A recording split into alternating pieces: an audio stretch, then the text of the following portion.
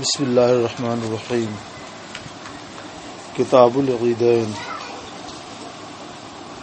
عید اور بقرعید کی نماز کا بیان۔ باب ما جاء فی العیدین والتجمل فیہما۔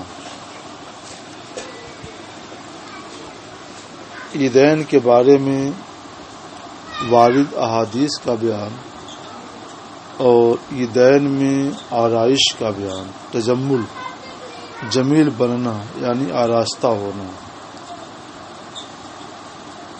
عیدین میں آراستہ ہونے کا بیان اور اس بارے میں جو احادیث آئی ہیں ان کا ذکر۔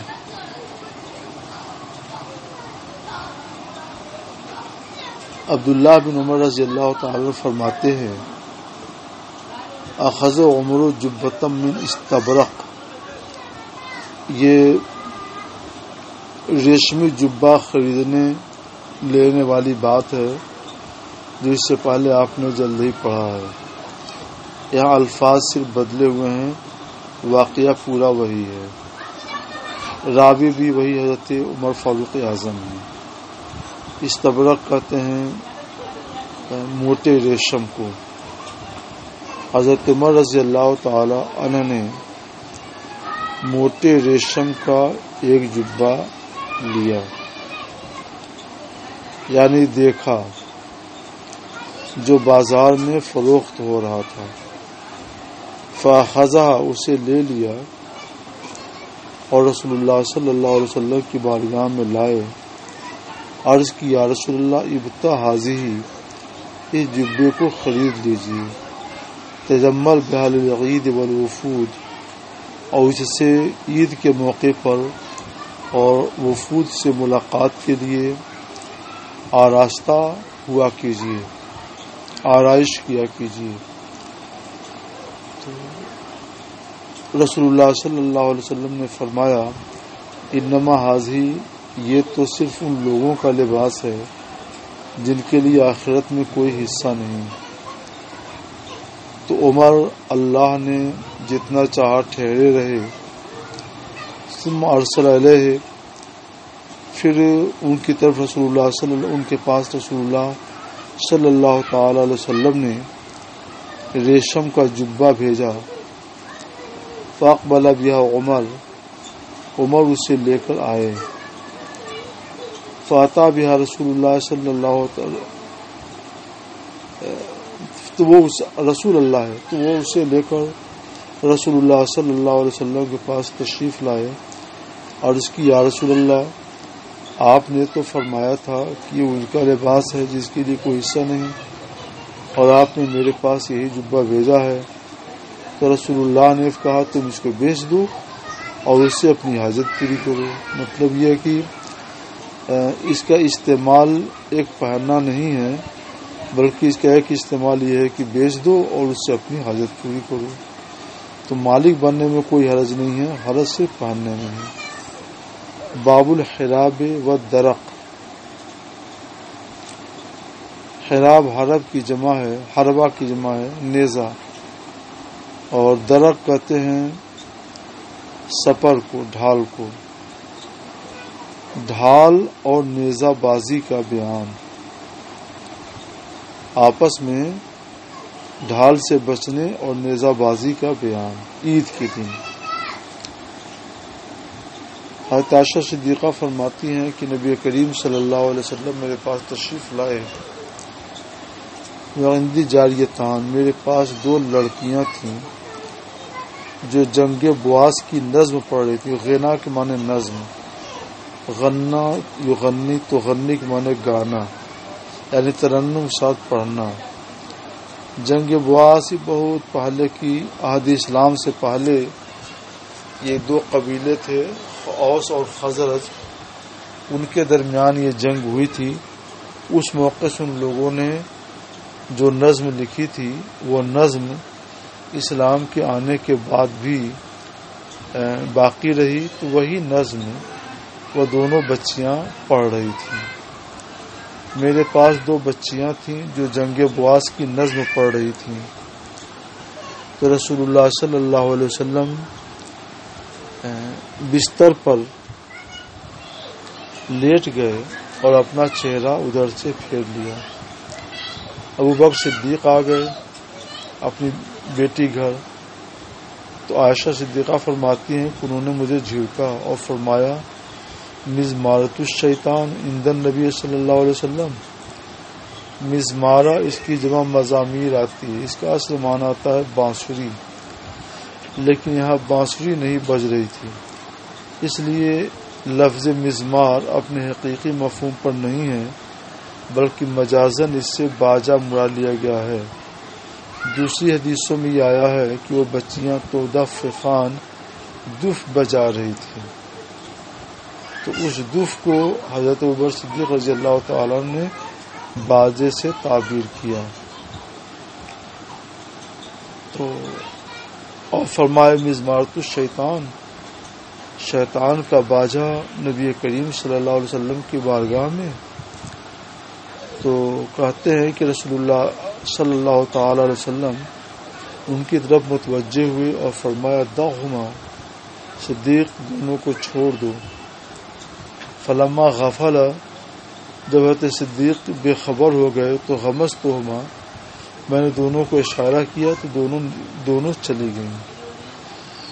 یہ عید کا دن تھا، اس سے یہ معلوم ہوا کہ عید کے دن بچیوں کا بہادری کی نظم پڑھنا، اپنی قوم کی بہادری کی نظم پڑھنا اور اس پر دف بجانا یہ جائز ہے۔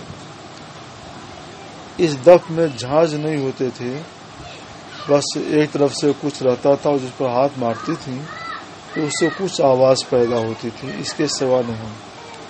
اور یہ چھوٹی بچیاں تھیں، خوشی کا دن تھا، تو تھوڑی دیر کے لیے ان بچیوں کو سرکار علیہ الصلوۃ والسلام نے یہ اجازت دے دی تھی۔ اب اس پر قیاس کر کے مردوں کو، اور وہ بھی عام حالات میں، عید کا دن ہو چاہے نہ ہو،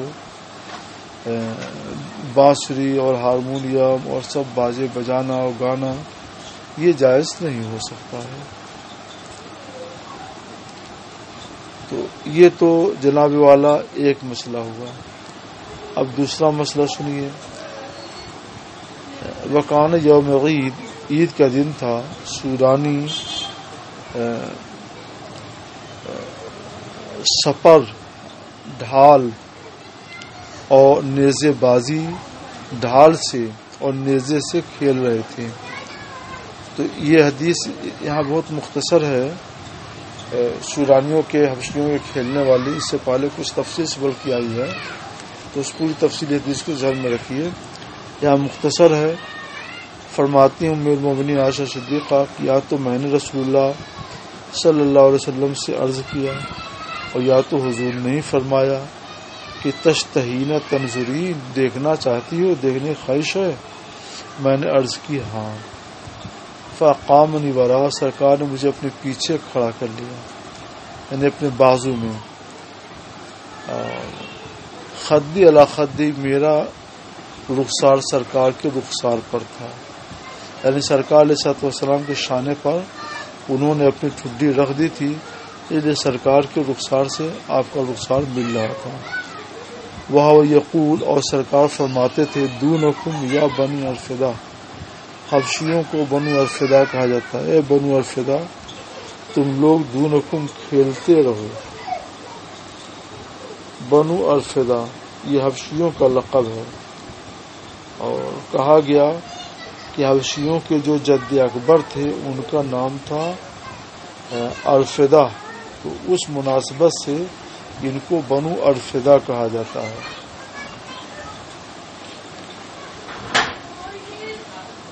اچھا، حتی اذا مللت، تو یہاں تک کہ جب میں تھک گئی تو حضور نے مجھ سے پوچھا حسبو کے، بس؟ اس کا ترجمہ بس کرے؟ میں نے عرض کی ہاں۔ قال، سرکار فرماتے ہیں فذهبی، تو چلو جاؤ۔ سرکار علیہ الصلوۃ والسلام کی یہ شفقت تھی اپنی بیوی کے ساتھ، اپنی زوجہ کے ساتھ، کہ انہوں نے وہ کھیل دیکھنا چاہا تو سرکار علیہ الصلوۃ والسلام نے ان کو اپنے آڑ میں کر دیا اور وہ دیکھنے لگے۔ باب سنت العیدین لأہل اسلام، اہل اسلام کے لیے عیدین کی سنت کا بیان۔ عیدین میں سنت کیا ہے؟ عیدین سے مراد عید اور بقرعید۔ براء ابن عازب کہتے ہیں میں نے نبی کریم صلی اللہ تعالی علیہ وسلم سے خطبہ دیتے ہوئے سنا تو حضور نے فرمایا ان اول ما نبدأ من یومنا ھذا، آج کے دن سب سے پہلا کام ہم یہ کریں گے کہ نماز پڑھیں گے، ثم نرجع، پھر ہم واپس ہوں گے تو ننحر، تو ہم قربانی کریں گے۔ تو دو کام بتایا سرکار نے، سب سے پہلے عید کی نماز، یہ بقرعید کے دن کی بات ہے کہ سب سے پہلے بقرعید کی نماز 2 رکعت پڑھیں گے، خطبہ ہوگا، اور اس کے بعد قربانی کریں گے۔ فمن فعل فقد اصاب سنتنا، جس نے ایسا کیا اس نے ہماری سنت پا لی، ہماری سنت کو پہنچ گیا۔ یہاں پر ایک بات پہ نظر رکھیے گا کہ عید کی نماز واجب ہے اور قربانی کرنا یہ بھی واجب ہے، مگر ہمارے حضور سید عالم صلی اللہ تعالی علیہ وسلم کیا فرما رہے ہیں کہ فمن فعل ھذا فمن فعل فقد اصاب سنتنا، جس نے یہ کیا اس نے ہماری سنت پا لی۔ اس سے یہ معلوم ہوا کہ واجب پر بھی سنت کا اطلاق ہوتا ہے۔ اس کی وجہ یہ ہے کہ اس واجب کا ثبوت چونکہ سنت سے ہوتا ہے، اس لیے اس پر سنت کا اطلاق ہوتا ہے۔ تو سنت کا معنی الطریقۃ المسلوکۃ فی الدین، دین میں جس طریقے پر عمل جاری ہو، خواہ وہ واجب ہو یا سنت اصطلاحی ہو یا کچھ اور ہو، تو اس لحاظ سے اس کے اوپر سنت کی اطلاق ہوتا ہے۔ ایک تو سنت کے معنی ہے الطریقۃ المسلوکۃ فی الدین، دین میں جس طریقے پر عمل جاری ہو، اس لحاظ سے یہ عام ہے، سنت کے واجب کو بھی اور سنت اصطلاحی کو بھی۔ اور دوسرے اس لیے کہ چونکہ اس واجب کا ثبوت سنت سے ہے، اس لیے اس کو سنت کہا جاتا ہے۔ حضرت عائشہ صدیقہ فرماتی ہیں کہ ابوبکر صدیق داخل ہوئے، یہ وہی دونوں بچیوں کے جنگ بواس کی نظم پڑھنے والا مسئلہ ہے جس پر گفتگو بھی ہو چکی ہے۔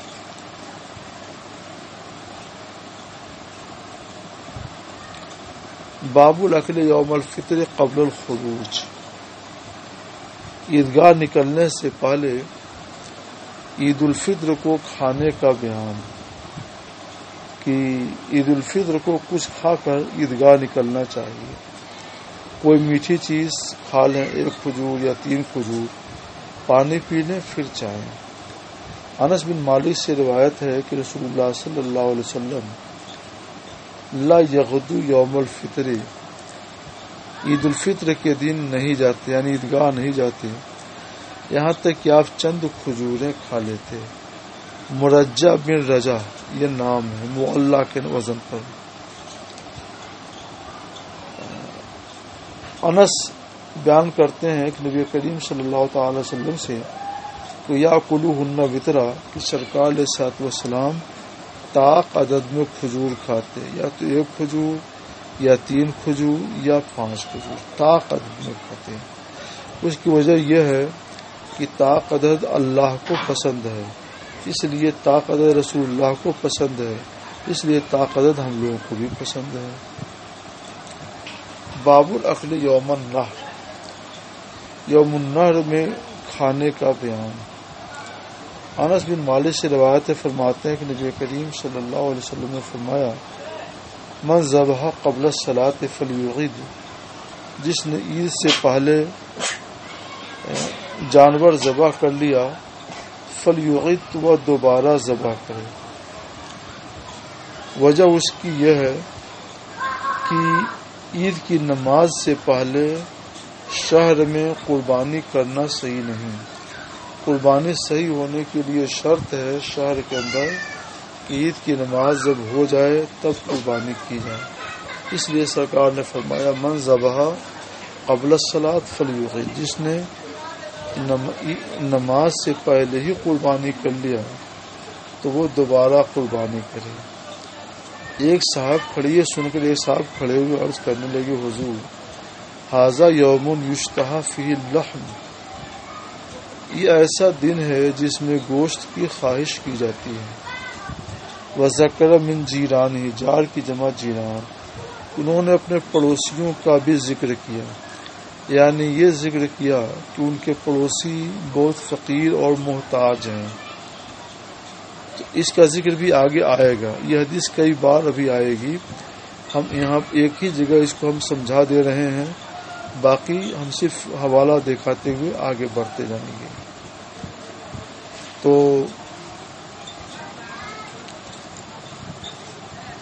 انہوں نے عرض کی کہ میرے پڑوسی محتاج ہیں، میں نے سوچا کہ آج گوشت کا دن ہے، سب کو خواہش ہوتی ہے، اور تو ان محتاجوں اور فقیروں کو سب سے پہلے گوشت ملے۔ یہ بھی خواہش تھی کہ اللہ کے راستے میں سب سے پہلے میری بکری ذبح ہو، تو اس لیے میں نے اس کو ذبح کر دیا۔ فکان النبی صلی اللہ علیہ وسلم صدق، نبی کریم صلی اللہ علیہ وسلم نے گویا ان کی تصدیق کی کہ ہاں تم صحیح کہتے ہو، واقعی تیرے پڑوسی غریب ہیں، اور واقعی تم نے اسی نیت سے قربانی کیا ہے کہ سب سے پہلے تمہاری قربانی ہو اور ان محتاجوں کو قربانی کے گوشت مل جائے۔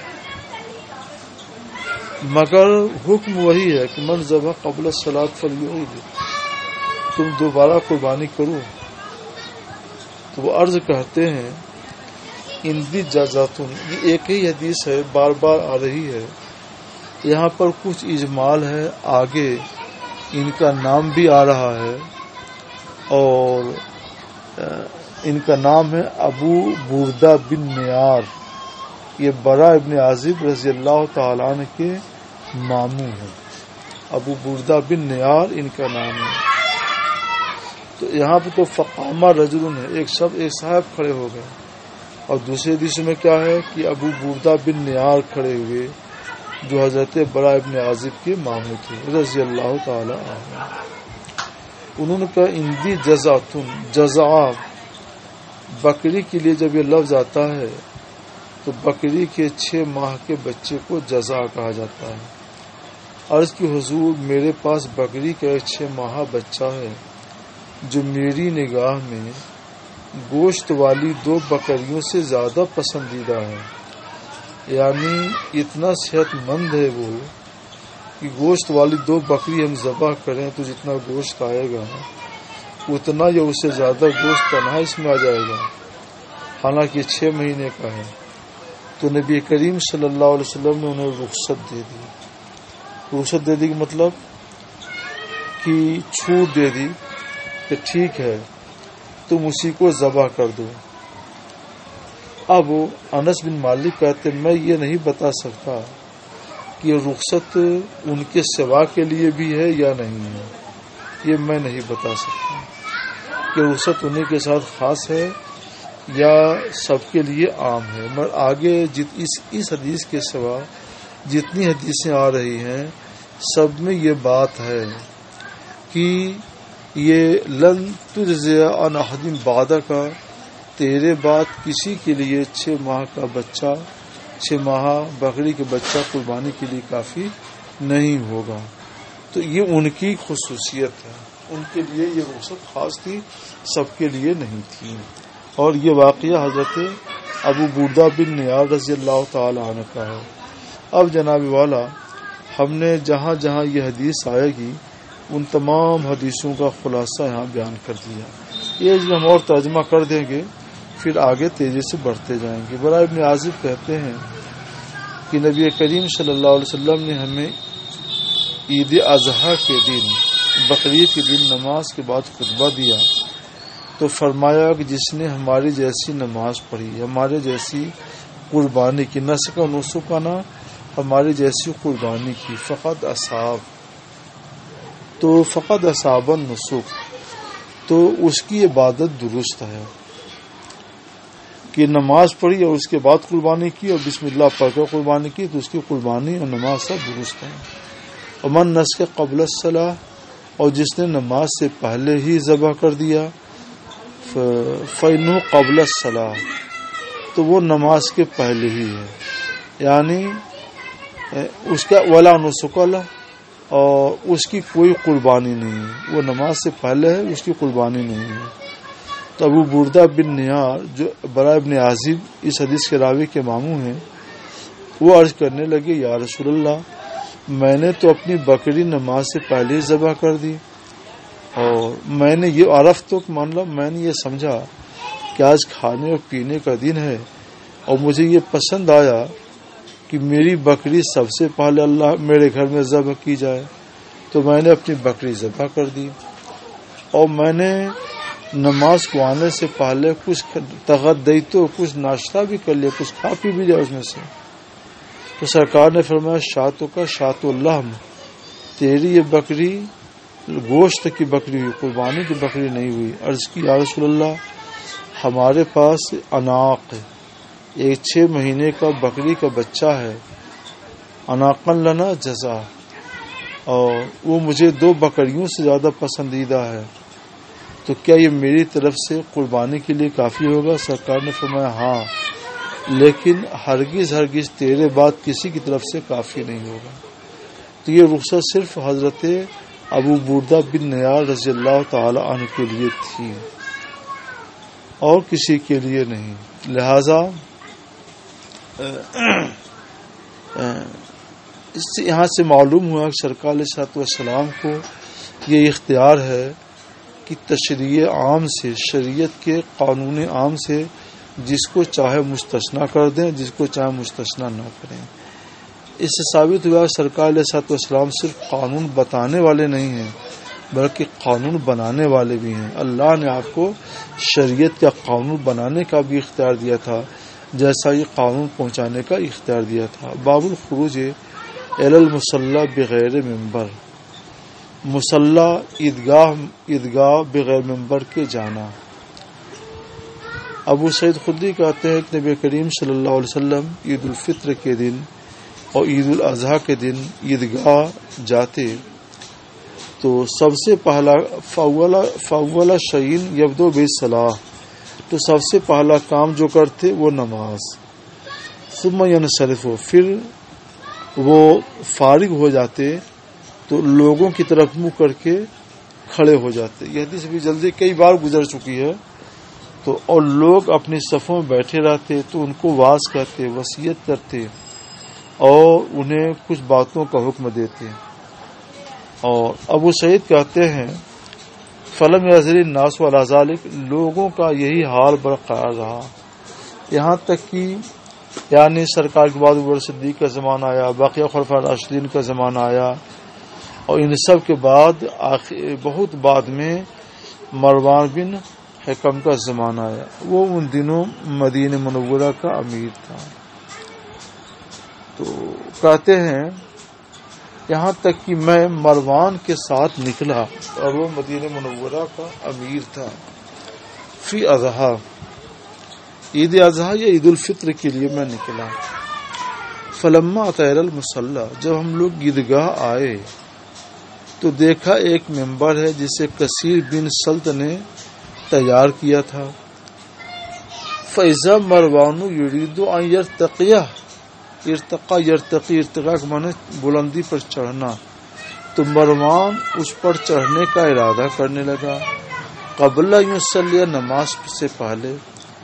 عیدین میں یہ حکم ہے پہلے نماز پڑھی جائے اور بعد میں ممبر پر جا کر کے خطبہ دے، اور پہلے ممبر پر چڑھنے لگا نماز سے پہلے ہی.